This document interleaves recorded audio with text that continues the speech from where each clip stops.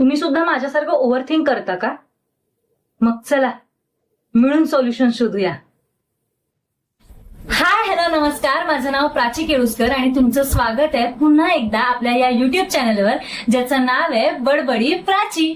बरं, जर तुम्ही मला दुसऱ्यांदा पाहत असाल तर तुम्ही बरोबर आहात, पण जर तुम्ही मला पहिल्यांदा पाहत असाल तर आपल्या ह्या युट्यूब चॅनलला तुम्ही सबस्क्राईब करा आणि बेल आयकॉनवर क्लिक करायला विसरू नका. आणि जर तुम्ही माझी पहिली व्हिडिओ पाहिली नसेल तर ती तुम्ही पाहून घ्या. आज मला फायनली एक टॉपिक सापडलेला आहे आणि तो म्हणजे ओव्हर थिंकिंग. येस, आज आपण ओव्हर थिंकिंगवर गप्पा गोष्टी करणार आहोत. ओव्हर थिंकिंग हा माझ्या आयुष्याचा अविभाज्य भाग बनला होता.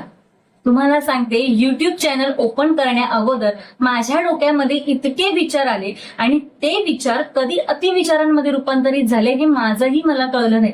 म्हणजे मला असे विचार येत होते की मी जर हे युट्यूब चॅनल ओपन केलं तर लोक मला काय म्हणतील, मी इतक्या लेट सुरुवात करते कॉन्टेंट क्रिएशनला तर माझे मित्र काय बोलतील, म्हणजे मला चिडवतील का, असे खूप सारे विचार माझ्या डोक्यात येत होते. बरं, टेक्निकली बाजूलाच राहील, म्हणजे आपण कॅमेरावर कसे दिसू, आपल्याला बोलता येईल की नाही, आपल्याकडे महागडा मोबाईल नाहीये किंवा आपल्या चांगल्या क्वालिटीचा कॅमेरा नाहीये, मग आपण कसे दिसणार, लाईट्स नाहीये. म्हणजे आपण ज्या कॉन्टेंट क्रिएटर्सला बघतो ते खूप अट्रॅक्टिव्ह दिसतात आणि आपण तसे नाही आहोत, आपल्याकडे तसं काहीच नाहीये. असे सगळे विचार माझ्या डोक्यात येत होते. पण हो, मला काहीतरी एक्सप्लोर करायचं होतं. कॉन्टेंट क्रिएशन मधून मला काहीतरी नवीन शिकायचं होतं, हे मात्र माझ्या मनात ठामपणे होतं. अतिविचार आपण काय वेने करतो ह्यावर अवलंबून असतं की तो विचार पॉझिटिव्ह आहे की निगेटिव्ह आहे.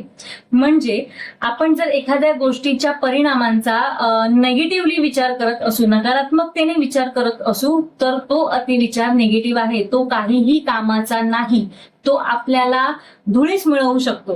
पण जर एखाद्या गोष्टीचा चांगल्या परिणामांचा जर तुम्ही विचार करत असाल, म्हणजेच एखादी गोष्ट तुमच्या हातून कशी चांगली होईल, त्याचे परिणाम कसे चांगले होतील याचा जर तुम्ही अतिविचार करत असाल तर ती गोष्ट कायम लक्षात ठेवा, ही गोष्ट नेहमी चांगलीच असते आणि त्याच्यामुळे तुमचं आयुष्य खूप चांगलं बनू शकतं.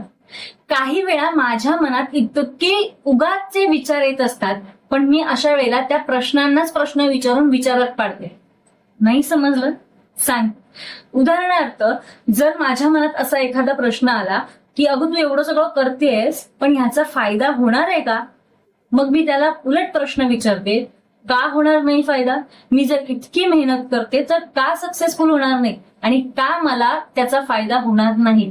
आपल्या मनात एखाद्या गोष्टीचा विचार येणं आणि तो विचार अतिविचारांमध्ये रूपांतरित होणं हे स्वाभाविकच आहे. पण तुमच्यावर अवलंबून असतं की तो विचार तुम्ही कसा इम्प्लिमेंट करता तुमच्या आयुष्यात. यावरचा नेमका उपाय काय हे मला सुद्धा माहिती नाही, पण मी जो इम्प्लिमेंट करते तो मी तुमच्याशी शेअर करणार आहे. बरं, तुमचे उपाय हे वेगवेगळे असू शकतात. मी जो उपाय सांगते तो तुम्हाला लागू पडेलच असं काहीही नाही. उपाय नंबर 1, जसं मी आधी सांगितलं की मी प्रश्नालाच प्रश्न विचारते. उपाय नंबर 2, मला जर ओव्हर थिंकिंगमुळे डिप्रेशन किंवा एन्झायटी सारखं फील होत असेल तर माझे जे फ्युचरमध्ये चालत असलेले विचार आहेत त्यांना मी प्रेझेंटमध्ये आणते. मी शांत होते, मी दीर्घ श्वास घेते, थंड पाणी तोंडावर मारते किंवा थंड पाण्याची मी अंघोळ करते. उपाय नंबर 3, तो म्हणजे असा की मला जर कुठल्या गोष्टींमध्ये रमायला आवडत असेल, मला एखादी गोष्ट आवडत असेल तर ती गोष्ट करण्यात मी माझं मन लावते, मी त्याच्यामध्ये गुंतून जाते. असे 3 उपाय आहेत जे मी स्वतः करते. तुम्हाला सुद्धा ओव्हर थिंकिंगच्या तुमच्या या जाळ्यातून बाहेर पडता येईल, फक्त तुम्हाला त्यावरचा उपाय शोधता आला पाहिजे. तुम्हाला ही ओव्हर थिंकिंग वरची माझी बडबड कशी वाटली हे मला कमेंटमध्ये नक्की सांगा. आणि जर तुमचा एखादा मित्र ह्या ओव्हर थिंकिंगच्या जाळ्यात अडकला असेल तर ही व्हिडिओ त्याला पाठवून एक मदतच करा. बरं, सगळ्यात महत्वाची गोष्ट म्हणजे तुम्हाला बडबडी प्राची ह्या युट्यूब चॅनलवर माझी बडबड ऐकायला आवडत असेल तर आपल्या ह्या युट्यूब चॅनलला सबस्क्राईब करा आणि बेल आयकॉनवर क्लिक करायला विसरू नका. थँक्यू.